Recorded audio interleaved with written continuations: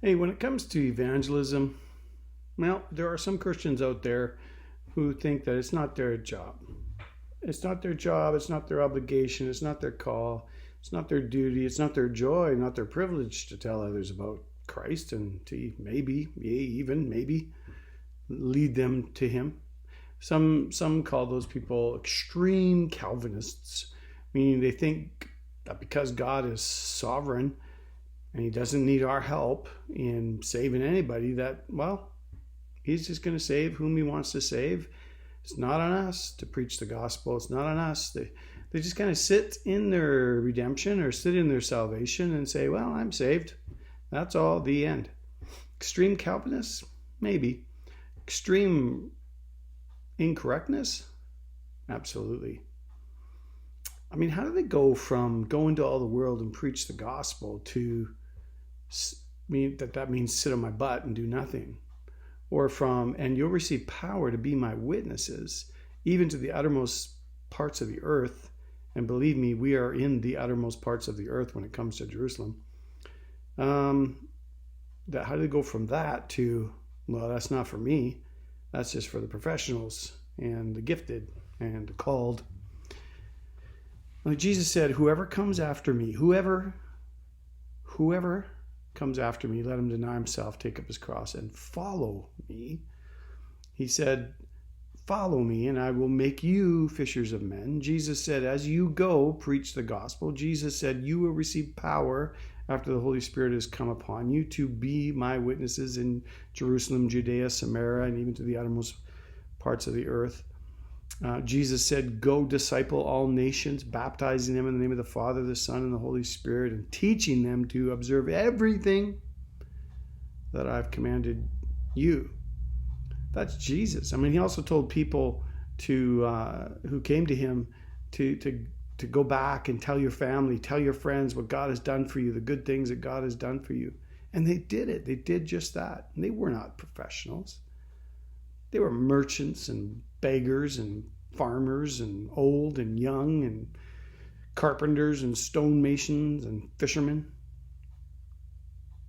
Well, even consider the early church. I mean, okay, so you got the disciples. You might call them professionals. But what did they do? They went about proclaiming the good news of Jesus Christ to everybody they met, and those who followed them, they taught to do the same thing. Go, show, tell, disciple. Even Paul, he said to Timothy, what I have taught you, basically pass on to others, impart to others. And speaking of Paul, I mean, here's a guy who preached hard about the sovereignty of God. He really knew about the sovereignty of God, God choosing us before the foundation of the world. That's Paul's words. And he knew God was in the overarching control of all things. And he preached about the elect of God, those who are chosen to enter into his redemption. He spoke about this, that they would be saved. But the thing was, they were saved not by the will of man even, but by God. So he totally got this. But what do we find him doing? He's going into all the world and he is preaching the gospel as if his life depended on it. Certainly as if other people's lives depended on it, especially their spiritual lives.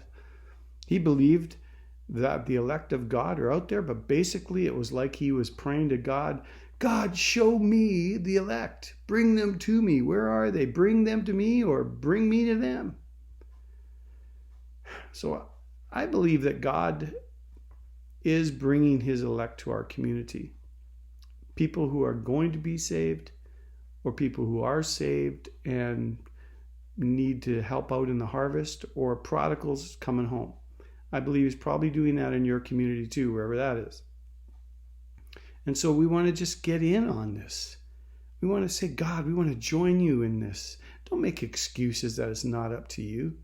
And don't listen to the lies that it's somebody else's job. I mean, come on, pray that God infuses you with a passion for souls and wakes you up to the harvest all around you, knowing that no one else might ever reach the people that you're going to reach in your sphere of influence except you. I mean, you're going to reach people I'll never reach. I'll reach people you'll never reach. So just join in the fun. This is our joy. This is our privilege to join Christ in the work that he's doing. I mean, this is our great joy to pray that as if everything depends on God, but work as if everything depends on us. As though God were actually making his appeal through us. That's what Paul said. So get in on what God is doing, and you'll never regret it, ever. And ever is a long time.